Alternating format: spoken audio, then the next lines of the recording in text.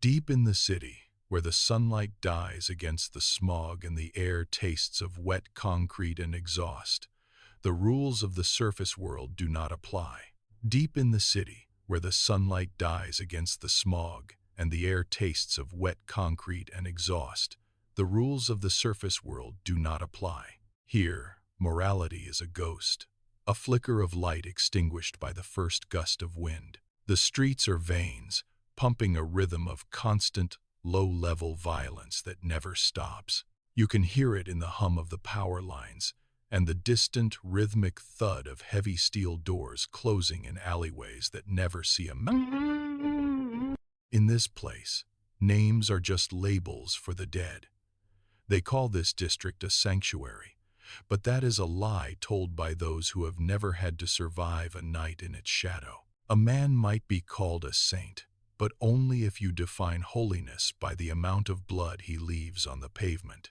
Every brick in these walls is saturated with the residue of failed promises and broken bodies. There is no room for innocence when the very ground beneath your feet is shifting. The city does not care who you were before you arrived. It only cares about how much weight you can carry before you snap. In this dark, suffocating sprawl, names are the cruelest irony of all, and the only thing that remains consistent is the cold, hard reality that everything eventually dissolves into the dark. Dante Moretti moves through this decay like a blade through silk. He is the Moretti family's final argument, a man forged in the furnace of their criminal empire. He does not walk, he patrols. He does not speak unless the silence requires a punctuation of force. His hands are scarred, mapped by the recoil of steel and the grit of the streets. He stands in a room filled with the aftermath of a botched deal, his boots crunching on shattered glass, his eyes scanning for the one detail everyone else missed. He finds it, a discarded shell casing, a misplaced footprint. He secures the evidence, his movements efficient, devoid of hesitation or regret. He has long since burned away the parts of himself that might have felt the weight of his actions. To the men who fear him, he is a ghost that bleeds. To the family he serves, he is a tool, sharpened and kept in the dark, miles away from the reach of the Moretti influence. The Cavallo estate sits behind high, rusted iron gates. Inside, the air is stagnant, heavy with the scent of floor wax and old dust. Elena Cavallo navigates these hallways with the silence of a shadow. She moves through the grand dining room while the staff ignores her, their eyes fixed on the floor as she passes. She reaches for a book on a high shelf, her fingers brushing the leather spine, but she does not pull it down. She simply waits. Her father sits in the study, his voice booming through the heavy oak doors. Yet he never calls her name. She is a daughter in name only, a ghost haunting the corridors of a dynasty that has already erased her existence. She spends her hours in the solarium, watching the rain streak against the glass, her hands folded tightly in her lap. She does not pace. She does not cry. She is waiting for something to break the monotony, but the walls of the estate remain cold, silent, and impenetrable. The order arrived in a sealed envelope, heavy with the wax seal of the Moretti patriarch. Dante sat at a scarred wooden table, the light from a single bulb flickering overhead. He broke the seal and spread the documents across the surface. Maps of the Cavallo estate, schematics of the perimeter defenses, and a list of names. The final name on the list was Elena Cavallo. Dante traced the ink with a calloused finger, his expression unchanging. He stood and walked to the wall safe, spinning the dial until the heavy door clicked open. He pulled out his sidearm, checked the chamber, and slid a fresh magazine into the grip. The metal clicked into place with a sharp, final sound. He gathered the documents, fed them into the fireplace, and watched the edges curl into black ash. He did not pack a bag. He did not leave a note. He stepped out into the night, the engine of his car turning over with a low, guttural growl that cut through the silence of the alley. He drove toward the city limits, his eyes fixed on the road ahead, the mission already etched into his mind. Dante moved through the garden, his boots silent on the damp grass. He bypassed the perimeter guards by staying within the deep shadows of the stone walls. He climbed the trellis to the second floor, his grip firm on the cold iron. He pushed the window latch, the metal sliding back with a soft click. He stepped into the room, his weapon held low. The space was dim, illuminated only by the pale moonlight filtering through the curtains. Elena stood by the vanity, her back to the door. She sensed the shift in air pressure and turned. Dante stopped. He had expected a target, a name on a list, a piece of a dynasty to be dismantled. He saw instead a woman standing perfectly still, her eyes reflecting the sliver of light from the window. He did not raise his weapon. He watched her, his finger resting outside the trigger guard. The silence between them stretched, heavy and thick. He looked at her hands, then back to her face. The mission parameters flickered in his mind, then dissolved. He saw the way she braced herself, not with fear, but with a quiet, resigned stillness. He took a step forward, the floorboard groaning. In the dark, the distance vanished. Dante holstered his weapon, the movement deliberate and final. He walked to the wall panel, pulled the cover, and ripped the wires from the alarm system. The house remained silent. He reached out, his hand closing firmly around her wrist, not with the force of a captor, but with the urgency of a man claiming his own. Elena did not pull away. He led her toward the balcony, his boots hitting the stone with measured precision. They descended the trellis, the metal biting into his palms as he lowered her to the ground. He did not look back at the estate. He guided her through the labyrinth of the garden, past the sleeping guards, and into the alleyway where his car idled. He opened the passenger door, his grip never loosening until she was inside. He slammed the door, the sound echoing against the brick walls, and slid into the driver's seat. He shifted into gear, the engine roaring as he punched the throttle. The tires spun, spraying gravel before biting into the asphalt. He drove hard, weaving through the narrow streets, putting miles between them and the life she had known. He was not taking her to the Moretti patriarch. He was taking her to the only place he controlled, a world of smoke and shadow where his word was the only law. The car skidded to a halt in the courtyard of the Moretti estate. Dante killed the engine. The silence that followed was absolute. He stepped out, walked around the hood, and opened her door. He did not speak. He gestured toward the massive stone entrance. Elena stepped onto the gravel, her boots crunching in the quiet. Dante walked behind her, his presence a constant, immovable weight. He pushed the heavy iron doors open. They groaned on their hinges, revealing a cavernous, dimly lit hall.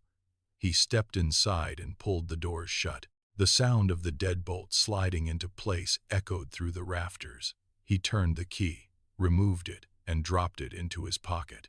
Elena scanned the room. No windows. The walls were thick, reinforced stone, and the only exit was the door he had just locked. She walked to the center of the floor, her footsteps hollow against the cold marble. Dante stood by the threshold, his arms crossed, watching her every movement. The reality of the space settled in. She was no longer a ghost in her father's house. She was a prisoner in a fortress built for a man who lived in the shadows. Dante broke his vigil, moving away from the door with a slow, predatory grace. He walked to a side cabinet, pulled out a heavy wooden crate, and set it on the table near Elena. He opened it, revealing fresh bread, water, and a clean cloth. He did not say a word, but he pushed the crate toward her, his fingers lingering on the edge of the wood. He moved to the fireplace, struck a match, and fed the flames until the room glowed with a harsh, flickering light. The shadows stretched and danced against the stone walls.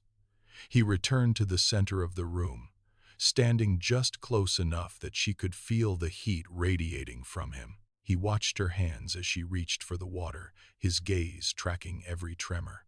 The violence that defined his life seemed to recede, replaced by a singular, suffocating focus. He pulled a chair to the edge of the light and sat, his posture relaxed but his eyes never leaving her. He was no longer pacing or guarding the exit. He was anchoring himself to her presence. Every movement he made was calculated to ensure she remained within his line of sight. He reached out, adjusted the lamp on the table, and the light caught the edge of his jaw. Elena stood, the floorboards groaning under her weight. She walked toward the far wall, her hand trailing along the cold stone. Dante shifted his position, his eyes tracking her path with rhythmic precision. He did not rise, yet his presence filled the space between them. She stopped at the edge of the hearth, looking down at the fire. He was there, a shadow against the flickering light, watching her with a stillness that felt heavier than any threat. She turned to face him, expecting the cold indifference of a soldier. Instead, she found a gaze that stripped away the layers of her past. He was not looking at a rival's daughter or a pawn. He was looking at her. She took a step forward, and he mirrored the movement, his head tilting slightly as if memorizing the way she held her breath. The air in the room grew dense, charged with the weight of his undivided attention. For years, she had been a ghost, a silhouette in her father's halls, ignored and discarded. Here, in the dark, she was the only thing that existed for him.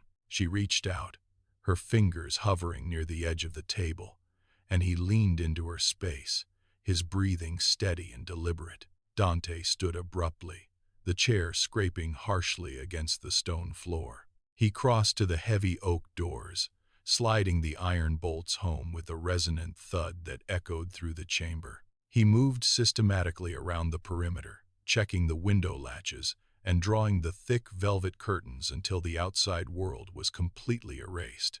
He returned to the center of the room, his movements efficient and devoid of hesitation. He cleared the table of maps and ledger books, sweeping them into a pile in the corner to create a clean space for her. He pulled a heavy rug closer to the hearth, signaling a place for her to rest away from the drafty stone. When he sat again, he did not watch the door.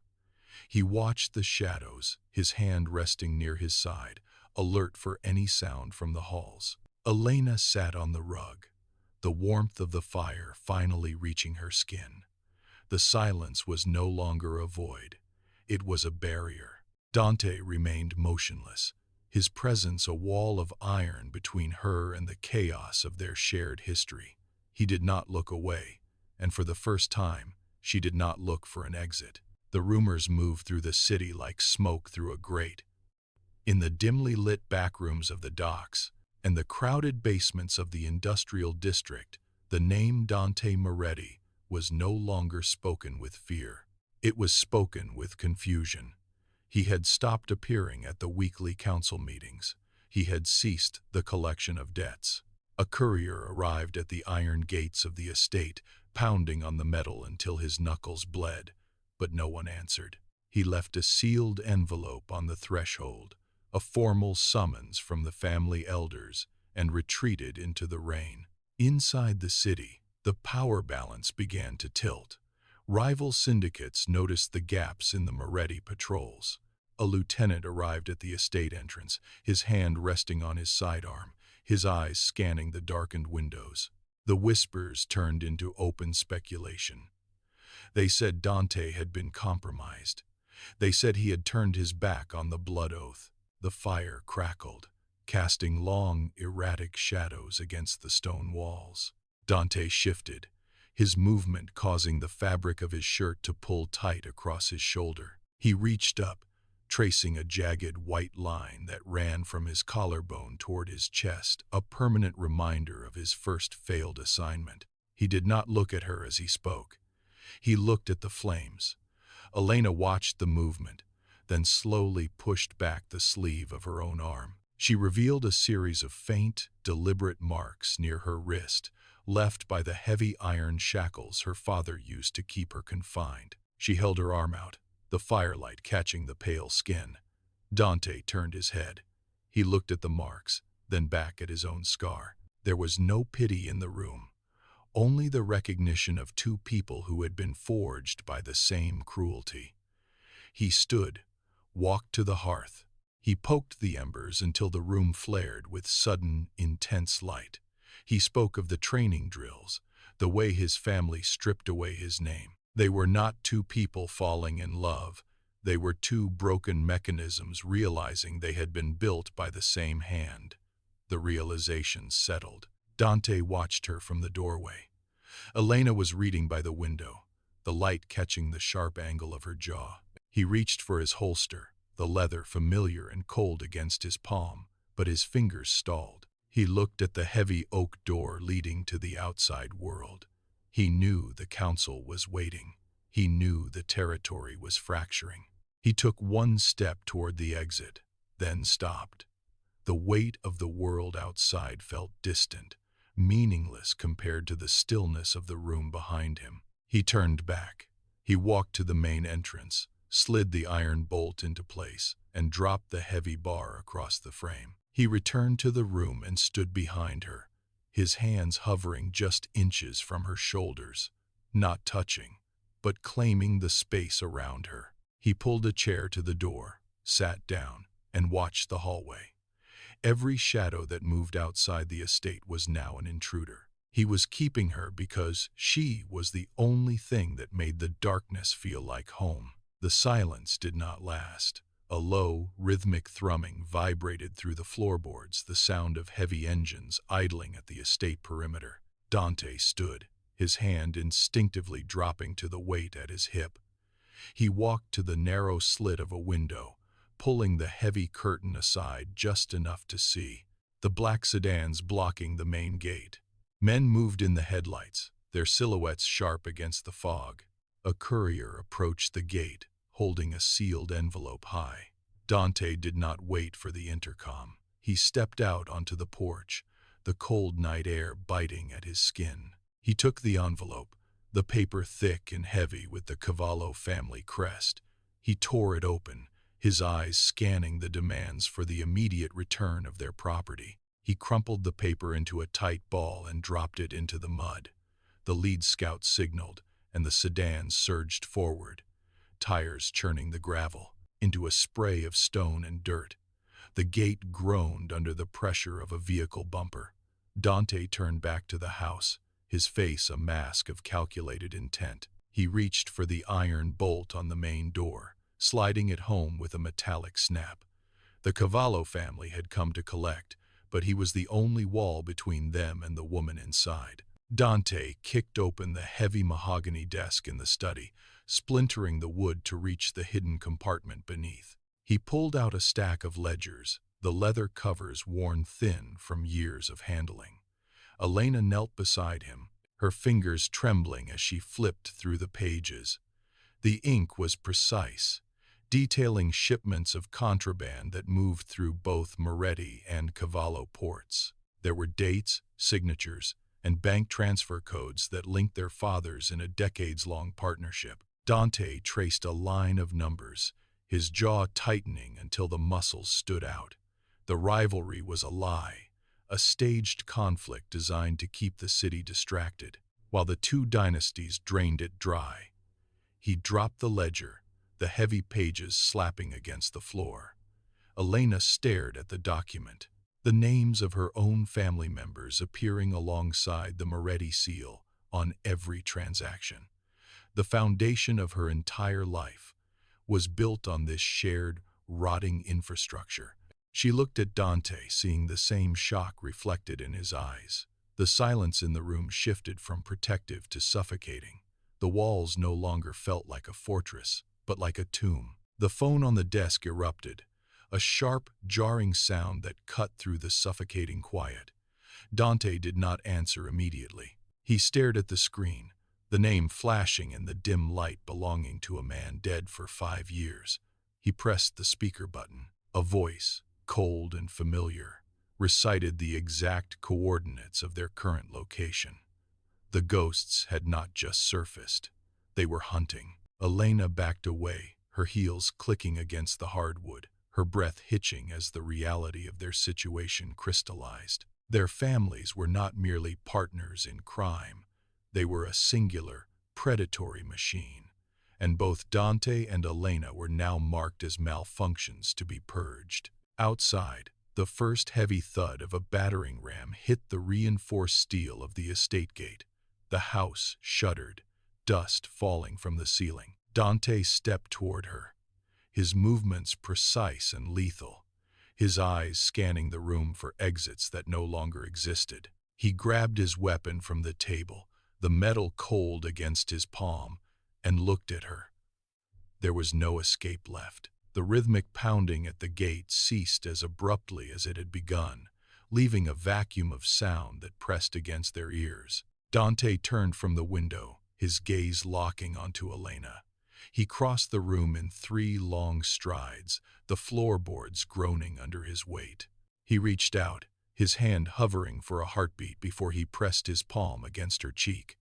Her skin was cold, but her pulse thrummed against his thumb. He leaned in, his forehead resting against hers, the scent of gunpowder and ozone clinging to his skin. Outside, the wind whipped through the estate grounds, rattling the window panes in their frames. Elena reached up, her fingers tracing the line of his jaw. They stood in the center of the room, an island of stillness while the world outside prepared to tear them apart. He pulled her closer, his grip firm. There were no words left to exchange, only the shared rhythm of their breath and the weight of their bodies pressed together. The silence stretched, heavy and absolute, as they waited for the wood to splinter. The storm was already here, waiting on the other side of the door. The silence shattered. A high-pitched whine erupted from the wall panels, followed by the smell of ozone and burnt plastic. Dante pulled away, his hand dropping to the holster at his hip. He tapped the console on the desk, but the screens flickered into static. One by one, the red lights of the security grid blinked out, leaving the estate in total darkness. The internal comms hissed, then died. Elena took a step back, her boots scraping against the floor, her eyes fixed on the hallway door. From deep within the walls, the sound of heavy boots echoed against the marble, rhythmic and deliberate. They were no longer outside. They were inside the perimeter. Dante moved to the center of the room, his stance widening, his focus shifting from the woman beside him to the shadows encroaching from the corridor. He checked the magazine, the metallic click of the slide echoing like a gunshot in the confined space. The air grew heavy with the scent of oil and cold steel. Elena pressed her back against the cold stone of the fireplace, her hands trembling as she watched the shadows lengthen. Dante stood as a wall of iron, waiting. The massive oak doors groaned, the hinges screaming as metal fought against wood. Then, the wood gave way. A thunderous crash echoed through the foyer, sending a spray of splinters across the marble floor. Smoke billowed into the room, thick and acrid, obscuring the figures standing in the threshold. Dante did not flinch. He pivoted, his body shifting into a low, balanced crouch. The air in the room turned frigid as he exhaled, his eyes narrowing into slits. He was no longer the man who had held Elena just moments ago. Every muscle in his frame tightened, his movements becoming fluid and predatory. He stepped forward, placing himself directly between the encroaching shadows and the fireplace where Elena stood. His hands moved with practiced precision, checking the weight of the steel in his grip. The intruders stepped over the wreckage of the door, their boots crunching on the debris. Dante stood motionless, a statue of cold intent, waiting for the first hostile movement. He did not speak. He did not warn them. The first muzzle flash lit the room, a blinding strobe of white light. Dante moved before the sound reached him. He lunged, his shoulder slamming into the lead attacker, driving him backward into the stone hearth. A single shot rang out, burying itself in the ceiling. Dante did not hesitate. He twisted, his hand finding the throat of the second man, his grip like a vice. He threw the body aside, the impact muffled by the heavy rug. The room erupted into chaos. Gunfire tore through the air, shattering vases and splintering the mahogany furniture. Dante wove through the crossfire, his movements precise and efficient. He fired twice, the recoil jarring his arm, and two more figures collapsed in the doorway. He was a blur of motion, a machine of calculated violence. He stepped over the fallen, his boots slick, with the spreading dark liquid on the marble. Within seconds, the room fell into a heavy, suffocating silence. Only the sound of his own steady breathing remained. Dante turned away from the doorway. He walked toward the fireplace, his boots leaving dark, rhythmic prints on the white marble. He did not look at the bodies strewn across the foyer. He stopped inches from Elena, his presence blocking her view of the carnage. The air between them was thick with the metallic tang of spent shells and the lingering heat of the fight. He reached out, his hand hovering near her jaw before he pulled her closer, his touch firm and possessive. He leaned in, his face inches from hers, his breathing still heavy from the exertion. He did not offer comfort. He did not ask if she was hurt. Instead, he spoke, his voice a low, gravelly vibration against her ear. "Listen to me," he commanded, his words sharp and cold. "I will burn every bridge that leads to this house. I will hunt down every rival who dared to step foot on this property. You are not a victim here. You are the only thing that matters. I will destroy anyone who tries to take you." Elena stared past his shoulder. The foyer was a graveyard of broken men.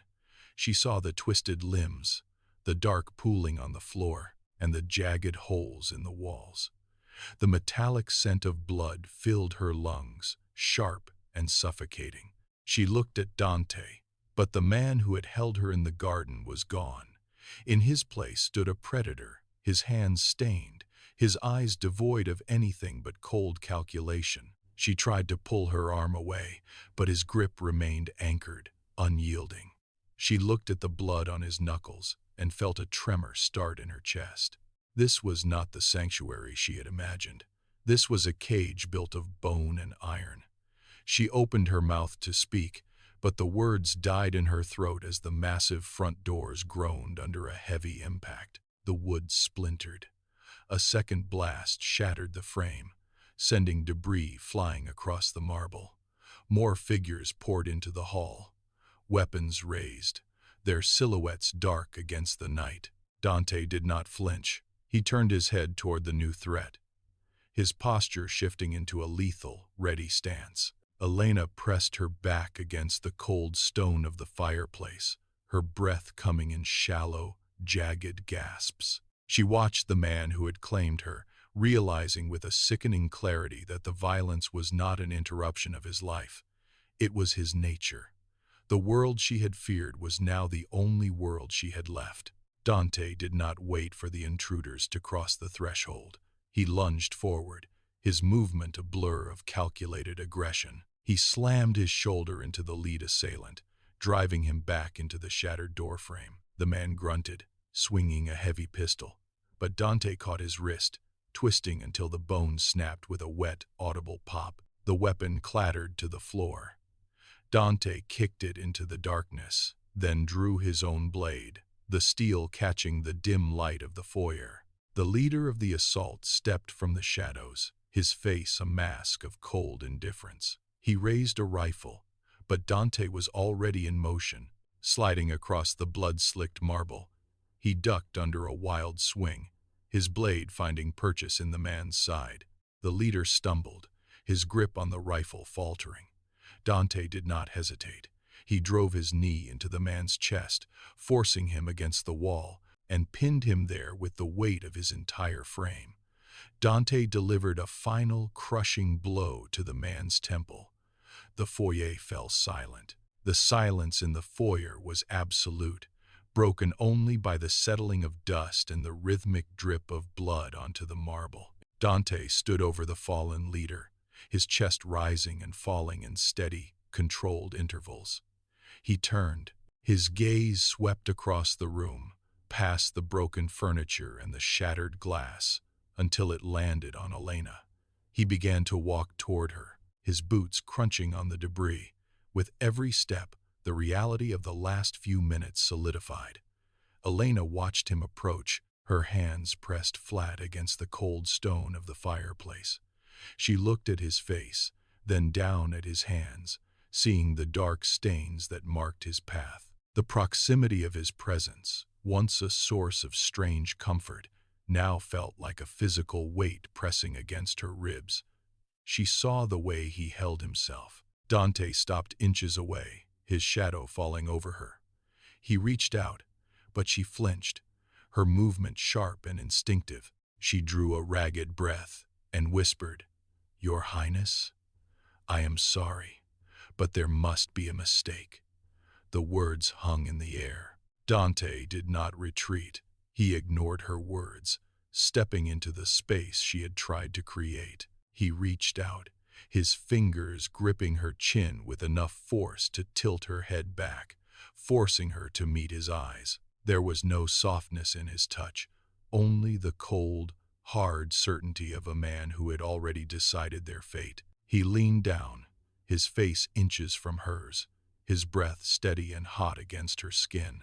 The wreckage of the estate surrounded them. He did not ask for her consent. He took her hand and pressed it against the jagged edge of his own palm, marking her with the same blood that stained his life. The line between being saved and being destroyed vanished in that single, brutal connection. He pulled her closer, his grip tightening until she was pressed against his chest, her heart hammering against his ribs. He whispered, his voice a low, gravelly vibration that cut through the silence of the room. He turned her toward the shattered doors, his hand firm on the small of her back, guiding her into the dark. Dante released her, turning his back to the shattered entrance. He walked to the center of the foyer, his boots grinding the remains of the old order into the floor. He stopped where the light from the burning curtains hit the center of the room. He did not look back at the bodies or the wreckage. He looked at the empty space where the patriarchs once stood.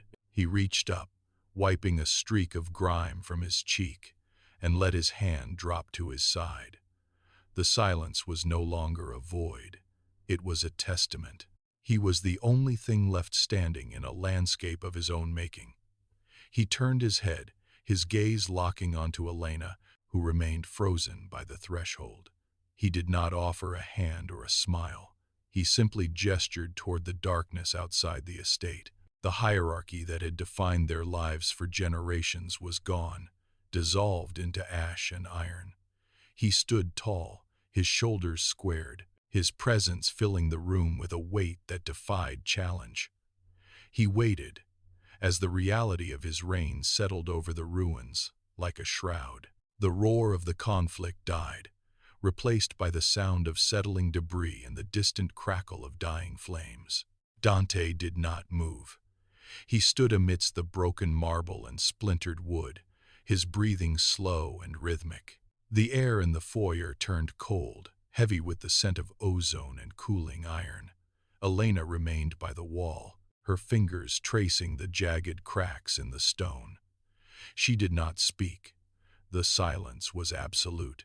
Dante walked to the window, pulling back a heavy, charred curtain to reveal the night. Outside, the city lights were distant, unreachable points of cold fire. He turned back to the room. He stepped over a fallen beam, the wood groaning under his weight, and stopped inches from her. He reached out, his hand hovering near her shoulder before he pulled it back, leaving the space between them filled with the tension of the unknown. The dust motes danced in the slivers of moonlight cutting through the ruined ceiling. Dante stood motionless, his gaze fixed on the horizon beyond the broken walls, while Elena remained in the center of the foyer, her boots resting on the debris of a fallen chandelier. Neither moved. The air was stagnant, devoid of the frantic energy that had defined their existence for months. He turned his head slowly, his eyes meeting hers across the expanse of the room. There were no more orders to give, no more threats to issue, and no more enemies to dismantle. The Empire was a graveyard, and they were the only two left to walk through it.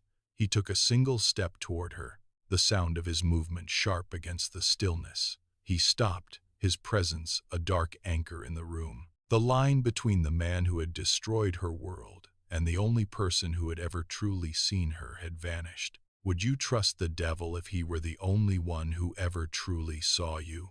The answer remained in the dark.